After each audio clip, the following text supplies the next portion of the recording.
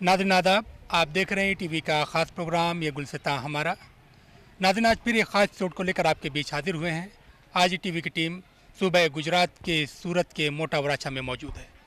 नाज़रीन हमारे पीछे जिस स्कूल को आप देख रहे हैं ये महफिल इस्लाम ट्रस्ट के ज़रिए चलाया जाता है।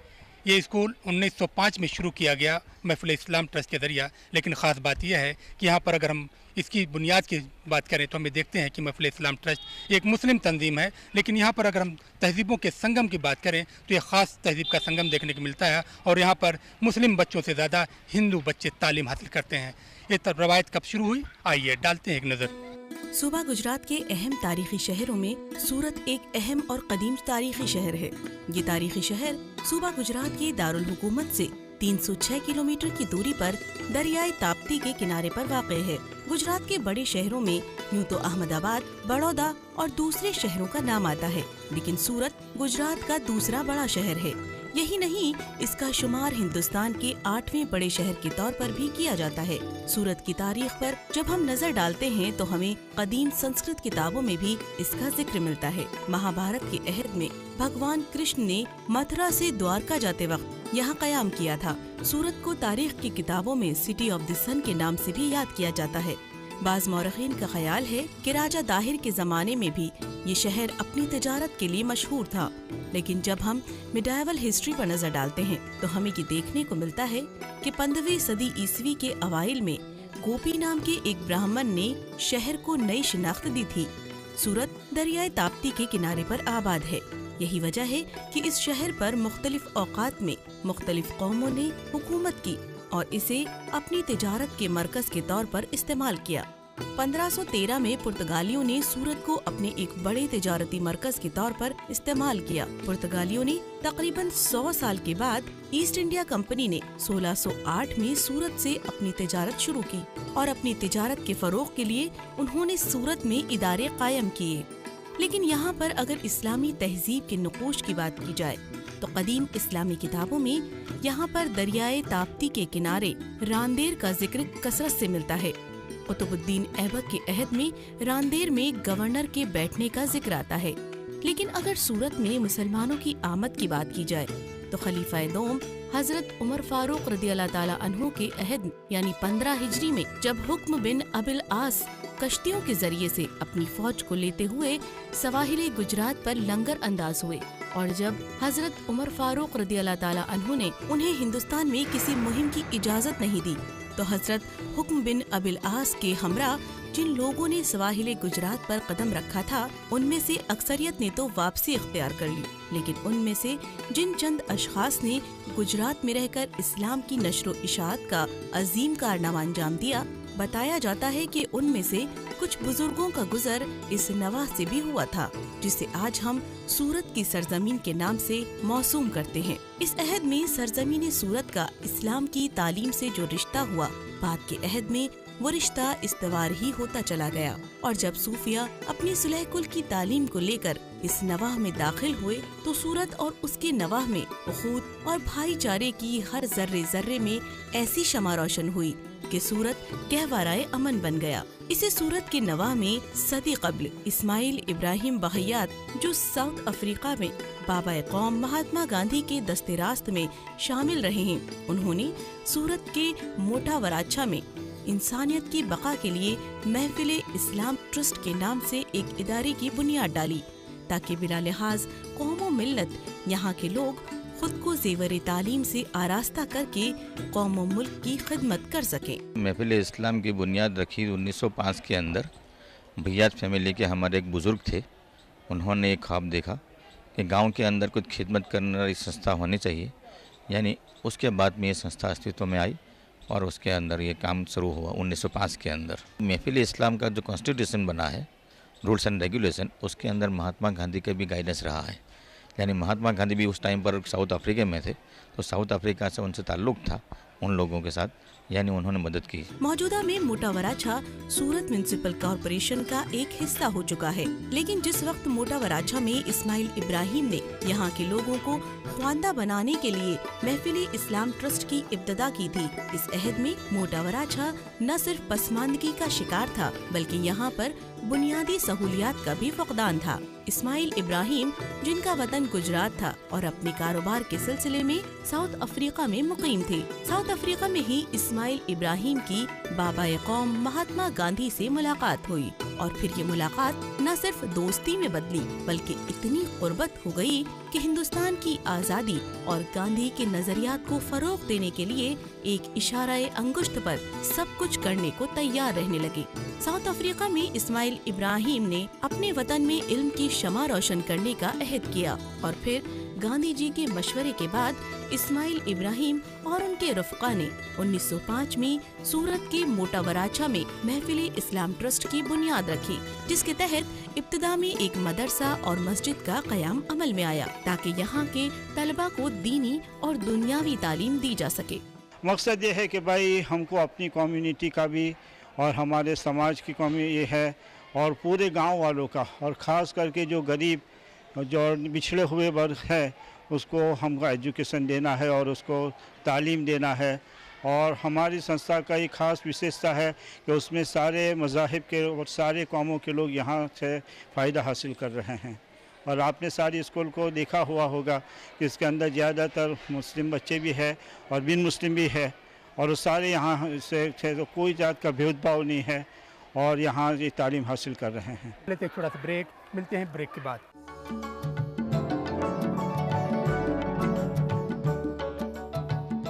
नाज़रीन, ब्रेक के बाद एक बार फिर आप सबका खैर मकदम और आप देख रहे हैं टीवी का ख़ास प्रोग्राम ये गुलसिता हमारा। नाज़रीन, इस वक्त हम मोटा वराछा के महफिल इस्लाम ट्रस्ट के उस स्कूल में मौजूद हैं जिसे 1905 में शुरू किया गया था। इसका एक ख़ास मकसद, और उस ख़ास मकसद में यह है कि इंसान को इंसान बनाया जाए, और जाहिर सी बात है इंसान को इंसान तालीम के ज़रिए ही बनाया जा सकता है। और यहाँ पर मज़हब की तफरीक को ख़त्म कर दिया गया है। यही वजह है कि यहाँ पर हम देखते हैं कि मुस्लिम बच्चों से ज़्यादा हिंदू बच्चे महफिल इस्लाम ट्रस्ट में तालीम हासिल करते हैं। क्या है इसका मकसद, आइए डालते हैं एक नज़र। सूरत दरियाए ताप्ती के किनारे पर आबाद है। इसे बाबुल मक्का के नाम से भी जाना जाता है। ज़माना कदीम में आज़मीन हज के सफ़र हज पर जाने के लिए सूरत उस अहद में पसंदीदा रास्ता था। मध्य प्रदेश, महाराष्ट्र, गुजरात के आज़मीन हज ही नहीं बल्कि उत्तर प्रदेश के आज़मीन हज भी पानी के जहाज से सूरत से काबतुल्लाह के लिए रवाना होते थे। ज़माना बदला और ज़माने के साथ साइंसी इनकलाब के सबब आमदोरफ़्त के तरीक़ों में भी बदलाव आया। अब आज़मीन हज सफ़र हज पर हवाई जहाज में सवार होकर जाते हैं। यही वजह है कि आज़मीन का रुख इस शहर की जानिब नहीं होता है। सूरत ज़माने कदीम से ही तिजारत का एक बड़ा मरकज़ रहा है। तिजारत में इसकी मरकज़ियत आज भी कायम है। मौजूदा में सूरत को दुनिया में diamond city, city of textile और सिटी ऑफ फ्लाईओवर के नाम से जाना जाता है, लेकिन ये शहर मुश्तरका तहजीब का अमीन भी है। आज भी इस शहर में तमाम तीजो त्यौहार मिलकर मनाने की रिवायत कायम है। मोटा वराछा में इस्माइल इब्राहिम बहैयात ने महफिल इस्लाम ट्रस्ट कायम करके अपने मिशन का आगाज किया। तालीमी सिलसिला भी शुरू हुआ, लेकिन वक्त के साथ साथ इसकी अहमियत और इफादियत में मजीद इजाफा हुआ। 1915 में जब बाबा कौम महात्मा गांधी जी सूरत आए तो मोटा वराछा की इस दरसगाह को भी बाबा कौम के कदम लेने की सादत हासिल हुई। गांधी जी ने यहाँ पर ट्रस्ट के जिम्मेदारान और तलबा से मुलाकात की और साथ ही यहाँ पर सूरत मुजाहिदीन आज़ादी से मुलाकात की। गांधी जी की यहाँ पर आमद जिस इमारत में हुई और जहाँ उन्होंने क़याम किया था, आज भी उससे बूए वफा महसूस होती है। इस्माइल इब्राहिम बहैयात ने अपने मकसद की आबियारी के लिए महफिल इस्लाम ट्रस्ट तो कायम कर दिया था, लेकिन उनकी जिंदगी में ट्रस्ट रजिस्टर्ड नहीं हो सका था। 2 मई 1932 को महफिल इस्लाम ट्रस्ट के बानी इस्माइल इब्राहिम बहैयात का इंतकाल हुआ। उनके इंतकाल के बाद सोसाइटी के जिम्मेदारान ने सोसाइटी की नई जिम्मेदारियों के तहत महफिल इस्लाम ट्रस्ट को रजिस्टर करवाया। महफिल इस्लाम ट्रस्ट और उसके तहत चलने वाले इदारे ने अपनी जिंदगी की 1 सदी मुकम्मल कर ली है। इस अहद में जमाना न जाने कितने नशे व फराज से गुजरा, लेकिन महफिल इस्लाम ट्रस्ट के मिशन में कोई कमी नजर नहीं आई। लेकिन हमें ये पता है कि 1915 के अंदर गांधी जी आए थे और जो हमारा महफिल का मकान है उसके अंदर हमारे माशरे के समाज के लोगों के साथ मीटिंग हुई थी। और हमें ये भी पता है कि भाई हमारे उस ज़माने 1946 के अंदर जब आज़ादी हुई थी तब भी हमारे यहाँ कोई ऐसी बात नहीं पेश आई थी। और उसके बाद 1992 के अंदर जो कुछ कौमी ये दंग हुआ था उसके अंदर भी हमारी स्कूल भी चल रही थी। इवन कि हमारा नाइट रात को जो हम स्पेशल क्लास चला रहे थे, कोचिंग क्लास, वो भी चल रहा था। 2002 के अंदर भी हमारी स्कूल बंद नहीं रही थी और खुद से तालीम हासिल होती थी। और पहले से हमारे समाज के अंदर ये है कि भाई हिंदू मुस्लिम साथ मिलकर हम ये कर रहे हैं। महफिल इस्लाम ट्रस्ट ने इस ज़िम्न में बिला लिहाज कौम व मिल्लत लड़कियों की तालीम पर खास तवज्जो की। माहौल पहले क्या था कि जो बच्चियाँ थी गर्ल्स, वो स्टैंडर्ड 7 के बाद में ड्रॉप आउट हो जाती थी, पढ़ना छोड़ देती थी। यानी हाई स्कूल का ख्वाब देखा हमारे जो एक्स ट्रस्टी थे महमूद इस्माइल बांगी, यहाँ पर उस टाइम पर सेक्रेटरी थे, यानी उनका इंतकाल अभी सितंबर के अंदर हुआ। उन्होंने ख्वाब देखा था कि हाँ गांव के अंदर हाई स्कूल तो होनी चाहिए। यानी उनमें जो नया साल हमारा चालू हो रहा दिवाली के पहले, यानी मीटिंग बुलाई, सबको बुलाया, उनका मद्दू किया गया, हिंदू मुस्लिम सब आए। तो हिंदुओं ने एक आवाज़ से कहा कि हमारे पास कोई ट्रस्ट नहीं है और हाई स्कूल शुरू करने के वास्ते ट्रस्ट होना लाजमी है, तो फिर आप ही ट्रस्ट शुरू करो। तो हमने बताया कि हमारा जो ट्रस्ट बनेगा वो माइनॉरिटी के हिसाब से बनेगा, यानी माइनॉरिटी के हिसाब से हम लोग, आप लोग ट्रस्ट के अंदर नहीं आ सकोगे। हमारा जो बंधारण है, कॉन्स्टिट्यूशन है, आइन है, वो कह रहा है तो कि हमें उसकी कोई ज़रूरत नहीं है, हम आपका ताउन करेंगे मगर आप चालू करो। तो इससे ऊपर से सबक लेके 1985 के अंदर हमने हाई स्कूल शुरू किया। यानी हमारा खुद का प्राइमरी स्कूल तो 1905 से चल रहा था मगर उसमें तादाद बहुत कम थी। यानी उस वक्त में 150 के करीब बच्चे पढ़ रहे थे 1 से 7 क्लास के अंदर। हमने जो 8वीं क्लास 1985 में शुरू की, उस टाइम में 8वीं क्लास के अंदर सिर्फ 87 बच्चे थे, 87। यानी ये तो अकेले ही चले थे जानिबे मंजिल, मगर लोग जुड़ते गए, कारवा बनता गया। यानी प्राइमरी के अंदर एक डिवीज़न था, उसके बाद में हाई स्कूल शुरू होने के बाद में 2 डिवीज़न हो गए, हाई स्कूल के अंदर भी 2 डिवीज़न है। यानी अल्लाह के फजल से आज 1270 स्टूडेंट्स यहाँ पढ़ रहे हैं। उसके अंदर से मुस्लिम सिर्फ 438 हैं, बाकी सब हिंदू बच्चे पढ़ रहे हैं। ये एक अक़लियती इदारा ज़रूर है, लेकिन इसके असातिज़ा और तलबा में गैर मुस्लिम तलबा और असातिज़ा की तादाद 80% के करीब है। मोटा वराछा में यहाँ के मुस्लिम तबके ने इस्लाम की इस स्पिरिट पर काम किया है कि जहाँ पर इंसान इंसान के बीच तफरीक खत्म हो जाती है और सभी लोगों को यकसा हुकूक मुहैया किए जाते हैं। यानी हिंदुओं की आबादी ज़्यादा होने के बावजूद हिंदुओं का कोई रजिस्टर्ड चैरिटेबल ट्रस्ट था नहीं। यानी सब तितर बितर हुए थे, बिखरी हुई कौम थी। यानी कोई सेवा का, खिदमत का काम, खिदमत के फील्ड के अंदर किसी ने ये चहलकदमी की नहीं थी। तो फिर महफिल इस्लाम ने ये किया। यानी 1955 से वाटर वर्क्स चला रही है, यानी पूरे गांव को पीने का पानी हम लोग प्रोवाइड कर रहे हैं। आज तक भी 2006 से हमारा मर्ज हुआ म्यूनसिपल कॉरपोरेशन के अंदर, उसके बाद भी आज भी हमारे पूरे गांव तल के अंदर हमारी संस्था महफिल इस्लाम जो ड्रिंकिंग वाटर प्रोवाइड कर रही है। यानी उसके अंदर अभी 500 कनेक्शन है, 500 के अंदर 300 हिंदुओं के कनेक्शन है, 200 मुस्लिमों के कनेक्शन है, यानी अक्सरियत उनकी है। 1998 में हमने ये डिस्पेंसरी, चैरिटेबल डिस्पेंसरी चालू की और रोज़ाना अभी वहाँ भी उनसे 100 पेशेंट रोज़ाना एवरेज के अंदर शामिल हो रहे हैं, उसके हिस्सा ले रहे हैं। और फिर 2002-03 में हमने हायर सेकेंडरी चालू की और जो केजी है वो चालू की, और 108 साल से हमारा इदारा 10 साल से बराबर चल रहा है। खेल महाकुंभ के अंदर भी बच्चे जाते हैं, डिस्ट्रिक्ट लेवल पर, तालुका लेवल पर भी बच्चे हमारे कबड्डी के, खो खो, कबड्डी, लंगड़ी के अंदर पार्टिसिपेट करते हैं। उसके अलावा इंटर क्लास स्पोर्ट्स कंपटीशन भी रखते हैं, उसके अंदर बढ़ चढ़ के बच्चे हिस्से लेते हैं। दूसरी क्या है कि जो त्यौहार आते रहते हैं, अलग अलग मज़हबों के त्यौहार, यानी उनको मद्देनज़र रखते हुए यानी कंपटीशन रखते हैं हम लोग। यानी मिसाल के तौर पर अल्लूणा कहते हैं, बच्चियों का त्यौहार है। अल्लूणा के टाइम पर केस गुम्फन कंपटीशन है, मेहंदी कंपटीशन है, ड्रेस कंपटीशन है, ये बच्चों के वास्ते रखते हैं। यानी बच्चे उनके अंदर पार्टिसिपेट करते हैं और बच्चे को जो उसके अंदर रैंकर्स होते हैं उनको हम मोटिवेट करने वास्ते हम लोगों को इनाम देते हैं। 1992 के दौरान में हमारा ये स्कूल एक दिन भी बन नहीं रहा है। यानी पूरे सूरत के अंदर, पूरे सूबे में, पूरे हिंदुस्तान के अंदर सब तालीमी इदारे बंद थे, मगर हमारा इदारा ये दिन को तो बंद नहीं रहा, मगर रात को हम लोग नाइट क्लास चला रहे हैं। यानी गरीब पिछड़ों बच्चों के वास्ते, जहाँ पर जिनके घरों के अंदर पढ़ने की फैसिलिटी नहीं है, वो बच्चे यहाँ पर आके रात 10:30 बजे तक पढ़ने बैठते हैं बोर्ड के वास्ते, बोर्ड एग्ज़ाम में जो अपीयर होने जा रहे हैं। यानी वो 10:30 बजे क्लास जो चलते हैं नाइट क्लास में भी एक भी दिन अभी बन नहीं रहा। यानी हिंदू लोग मुसलमानों की हिफाजत के वास्ते गश्त लगा रहे थे, यानी मुसलमान आराम से बैठे थे, और जो हिंदू लीडर्स गांव के अंदर गश्त लगा के यानी दंगेबाजों को आने को रोका था। 1992 में भी ऐसा ही हुआ और 2002 में भी ऐसा ही हुआ। लेते छोटा सा ब्रेक, मिलते हैं ब्रेक के बाद।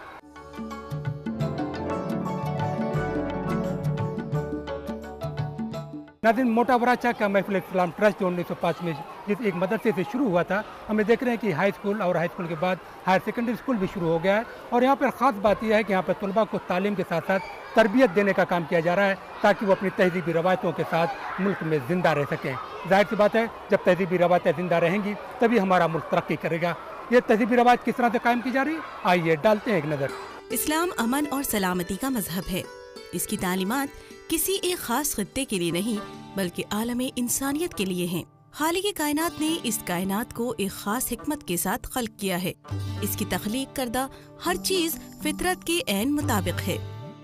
इस्लाम मसावात का दरस देता है, और जो लोग हबीब खुदा हादी बरहक हजरत मोहम्मद मुस्तफ़ा सल्लल्लाहु अलैहि वसल्लम के पैरोकार हैं, ये कैसे हो सकता है कि उनके यहाँ इल्म की शमा रोशन की जाए और उनका पड़ोसी उससे महरूम रहे। ये उसवाए रसूल की तालीम से निस्बत का ही असर था कि महफिल इस्लाम ट्रस्ट के जिम्मेदारान ने अपने इदारे के दरवाजे को बिला लिहाज कौम व मिल्लत तमाम मकतबे फिक्र के लोगों के लिए खोल दिए। मैं पिछले 25 साल से इस संस्था से जुड़ी हुई हूँ। आज मुझे बहुत फ़ख्र है कि मैं इस संस्था का एक हिस्सा हूँ, क्योंकि जो विविधता में एकता, और ख़ास करके जो मुस्लिम और हिंदू की जो एकता है, उसके लिए शुरू से यहाँ बहुत अच्छे प्रयास किए जा रहे हैं। कभी ऐसा नहीं लगा है कि एक अभिन्न अंग है। हमेशा स्टूडेंट्स, सब शिक्षक, सब बहुत एक भाईचारा का माहौल हमेशा से रहा है। और जो भी एडमिनिस्ट्रेटिव्स है, उनका भी यही कोशिश है हमेशा कि किसी भी हाल में एकता से सब जुड़े रहे। और जब कौमी एकता का जब माहौल बना था पास्ट में, तभी भी बहुत फ़ख्र की बात है कि स्कूल का जो रेगुलर जो सिस्टम था बहुत अच्छे से चल रहा था, उसमें किसी भी तरह का चेंजेस नहीं करना पड़ा था। एडमिनिस्ट्रेटिव जो डिपार्टमेंट है हमारा बहुत कार्यरत है इसके बारे में, और शुरू से मैं देख रही हूँ कि स्कूल में छोटी मोटी प्रगति के साथ जो छोटा पौधा था वो बहुत बड़ा पेड़ बन चुका है। लेकिन फिर भी बहुत एकता का माहौल बना हुआ है, बहुत खुशी खुशी से दिन बीत रहे। महफिल इस्लाम ट्रस्ट के जरिए एक नहीं बल्कि कई इदारे चलाए जा रहे हैं, जिसमें Madrasa Islamia primary school, English coaching classes, Parwarish Taleem, Madrasa Islamia high school, MIM gymkhana, MIM credit society and Parivar Bhandar, MI scholarship and medical aid funds, MID science library. इसके अलावा मोटा वराछा डरबन ट्रस्ट फंड के नाम से काबिले जिक्र हैं। इसमें कोई इदारा ऐसा नहीं है जिसमें मुसलमानों के साथ उनके हिंदू बिरादरान वतन का ताउन शामिल ना हो। धार्मिक जो है उसको ज़्यादा स्कूल में इन्वॉल्व नहीं किया जाता है। हम सब एक है, साथ में मिलकर चलना है, साथ में शिक्षा प्राप्त करनी और प्रगति करनी है, बस इस पे ही जोर दिया जाता है। किसी प्रकार का धर्म का माहौल न बने उसके लिए खास चिंतित है हमारे एडमिनिस्ट्रेटिव। यही हमारे लिए बहुत फ़ख्र की बात है। हमारे स्कूलों में दूसरे स्कूलों से एकदम अलग ही माहौल है। यहाँ पे हमें ज़िंदगी जीने का तरीका सिखाया जाता है। सभी बच्चों को अपनी एक अलग इमेज दी जाती है। दूसरी स्कूलों में एडमिशन के वक्त धर्म या जाति के बारे में पूछा जाता है। यहाँ ऐसा कुछ होता ही नहीं, क्योंकि यहाँ कौमी एकता का माहौल खड़ा किया गया है। इस तरह यहाँ कोई फ़र्क ही नहीं है।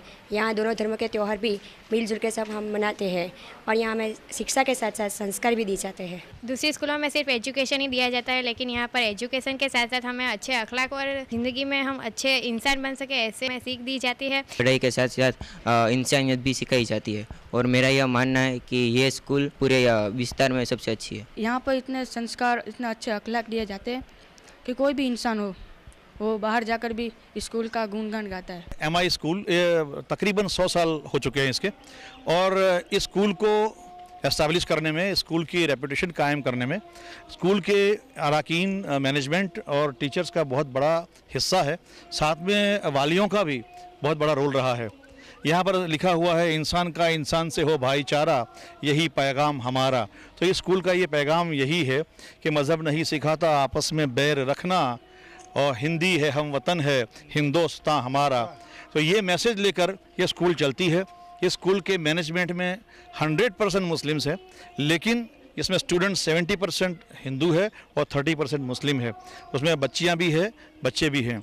तो ये स्कूल एक उम्दा मिसाल है कौमी यकजहती की, भाईचारगी की, कि एक इस स्कूल की कोशिश यही है कि आओ मिलकर हम बनाए अपना वतन, ये अपना वतन सारे मिलकर और सजाए अपना चमन, ये अपना चमन। और मैं सबसे पहले तो ETV उर्दू का शुक्रिया अदा करता हूँ कि आज उन्होंने जो पहल की है एक सच्चाई बताने की, और हमेशा सच्चाई बताते रहे हैं। मैं बहुत बहुत शुक्रिया अदा करता हूँ और मुबारकबाद पेश करता हूँ। और इस मुबारकबाद के मुस्तहिक डॉक्टर मेहताब आलम साहब भी हैं कि जो आज हमारे सूबे गुजरात में आए हैं, और आज एक ऐसे गांव में आए हैं जहां मतलब में एक ऐसी स्कूल है, ऐसा इदारा है जहां 80% बच्चे, गैर मुस्लिम बच्चे जो हैं वो तालीम ले रहे हैं। और ये हमारे लिए बेहद खुशी की बात है। और ये उन लोगों के लिए एक बात है जो लोग ये बात को आवाम तक पहुंचाते हैं कि जहां मुस्लिम इदारों में सही तालीम नहीं मिलती, दहशतगर्दी की तालीम मिलती है, ये उनके लिए एक सबक है। और यहाँ आकर देखे वो कि किस तरह का माहौल है और किस तरह की तालीम दी जाती है। मैं इतना ही कहना चाहता हूँ कि जो ETV के ज़रिए सच्चाई दिखाई जाती है वो लोग देखें और उसे अमल करें, और आकर गुजरात में देखें कि सिखाता है ये हिंदुस्तान, हर एक मज़हब का हो सम्मान, रखो बस इतना ही तुम ध्यान, किसी का दिल ना टूटे। इंसानियत की सरबुलंदी का ही इश्क था जिसे बाबा कौम महात्मा गांधी के दोस्त इस्माइल इब्राहिम बहैयात ने तालीमी मिशन के तौर पर एक दहाई कब्ल मोटा वराछा से शुरू किया था। और ये उनके जज्बे की सच्चाई का ही फैजान है कि एक सदी गुजरने के बाद भी जमाने की तेज और तुंद हवाओं में उनकी मकासद की मानवियत बढ़ती जा रही है। हिंदुस्तान में ही नहीं बल्कि दुनिया को इसी दरस की जरूरत है जहाँ पर लोग मजहब की बालादस्ती से ऊपर उठकर इंसानियत की सरबुलंदी के लिए काम करें और दुनिया गहवाराए अमन बन सके। दोस्तों, ETV का खास प्रोग्राम ये गुलसिता हमारा यहीं पर खत्म होता है। हमारा ये प्रोग्राम आपको कैसा लगा, आप अपनी राय हमें इस पते पर लिख भेजिए। हमारा पता है ये गुलसिता हमारा, ETV Urdu, Ramoji film city, Hyderabad 501512, और हमारा ईमेल ID responseurdu@etv.co.in। दोस्तों, हमें उम्मीद है कि आपने हमारा पता नोट कर लिया होगा। अगले हफ्ते फिर एक खास एपिसोड साथ आपकी खिदमत में हाजिर होंगे। तब तक के लिए टीम के साथ मेहताब आलम को दीजिए इजाजत। खुदा हाफिज। मज़हब नहीं सिखाता आपस में बैर रखना, आपस में बैर रखना, हिंदी है हम वतन है हिंदुस्तान।